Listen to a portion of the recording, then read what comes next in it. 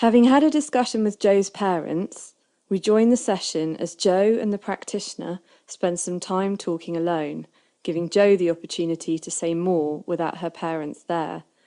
So, Joe, we've just met with your mum and dad and you, and we've heard a bit from all of you about what's going well, and also mum and dad had quite a lot of worries, and we heard quite a lot from you as well about how you saw things.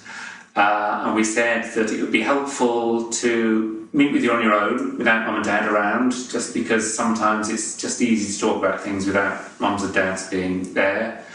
So we've got about 15 minutes or so to have a chance for you to say whatever it is you want to talk about with mum and dad not being here, to help me understand something a bit more about what's brought you along here today. I told you everything already though. It's just I'm having some I find PE difficult. When people look at you, they seem to judge you in your PE gear, and it's all short, and I just want to cover up. And when I get home, my mum and dad always force me to eat all this food, and I don't want to eat it. I feel fat already. Why do they make me eat it? And you were saying a bit about that earlier, weren't you? That's the bit that really bothers you about mum and dad sort of making you eat when you really don't want to. Yeah. Force me.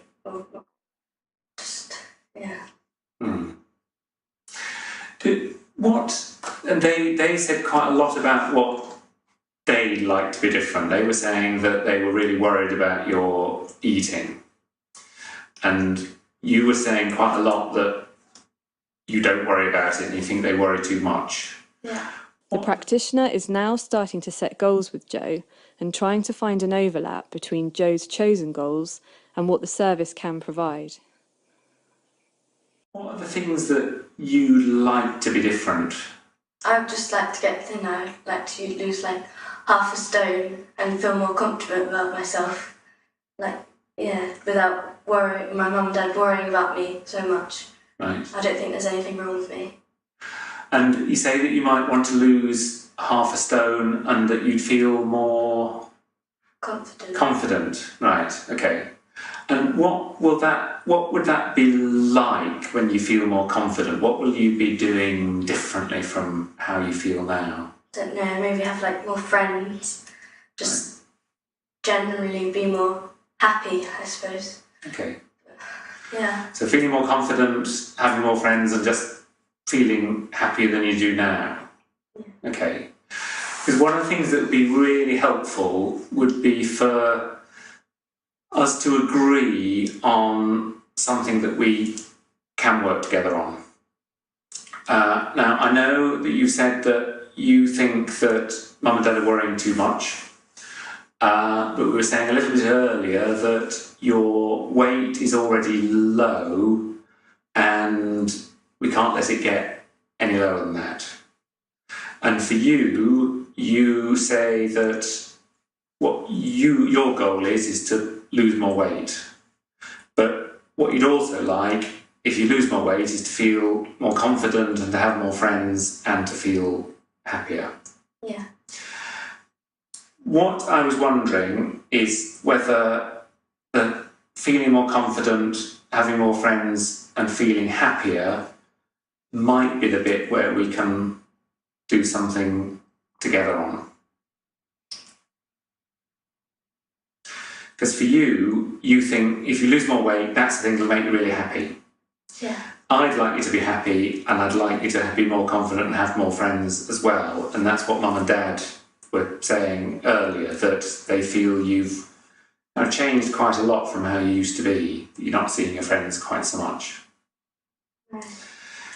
So what I can't do is I can't work with you on losing more weight because we've got to... Safety is the top priority, as we said right at the beginning.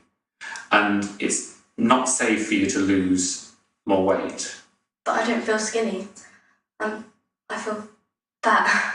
Yeah. And I think everyone looks at me and they think I'm fat, but they just say that I'm skinny just because to make me feel better or something. I don't know.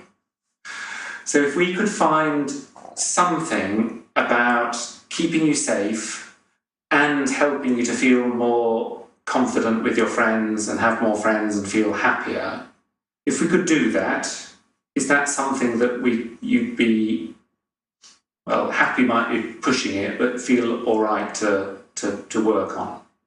Yeah, I think so. Okay. You wouldn't always expect to reach this point with a teenager in just one session.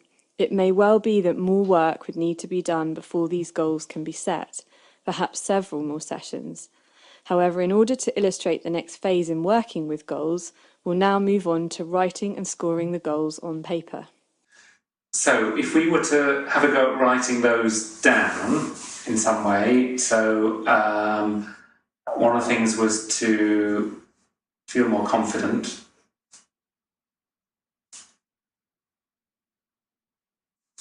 And the other one was to have more friends.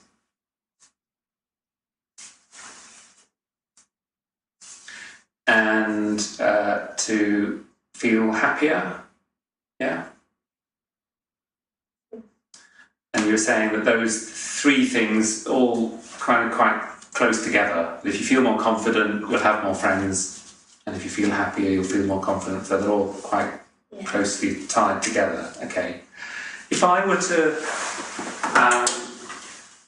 draw a line from 0 to 10,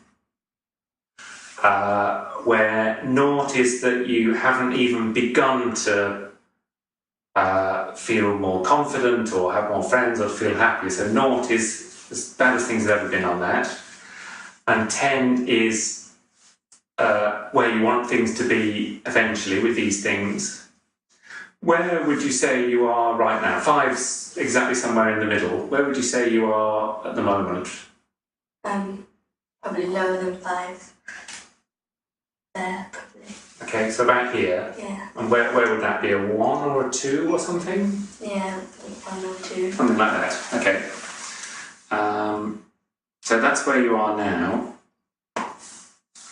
And one of the things that's going to be really important when we're working together is that we can kind of, this is where you are now, this is where you want to be with more of these things, that we can kind of keep a track of how things are going each time we meet to see whether things are heading in the way that you want them to head or not. If they are, great, we'll carry on. If not, then we'll have to think about, well, what else could we do to help head things in the direction that we want them to head in? How does that sound? Sounds good. Okay, good.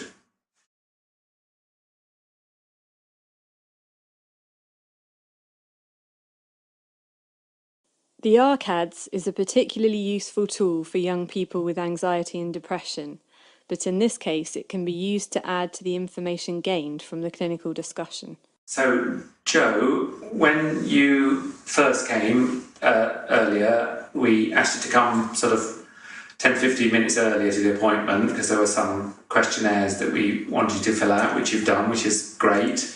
How did you find filling them out? All right, easy. Uh-huh. And what about the questions themselves? How did you find those?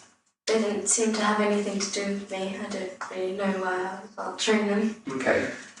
Were there any questions that did seem to fit with you? Well, yeah, there was one about feeling tired and dizzy or something. Okay. And here you've said, so this one here, I feel tired a lot. Yeah. And you've said that happens often. Mm. Okay. Have you noticed that you've felt more tired recently? Yeah. Usually I woke up quite early and but now I seem to sleep in a lot. All right. Okay. Wait. And the other one you said was about being dizzy, which is this one here. And you've said that sometimes you feel dizzy. Yeah. Yeah, sometimes when I stand up, I have to wait for a minute just to get my head back into to see everything again, but it was just a bit dizzy. Right, okay. So those two questions made a bit of sense, but the others So apart from didn't that, really. Okay. Joe now raises important questions about the use of measures. You may want to develop a script to help you answer these sorts of questions.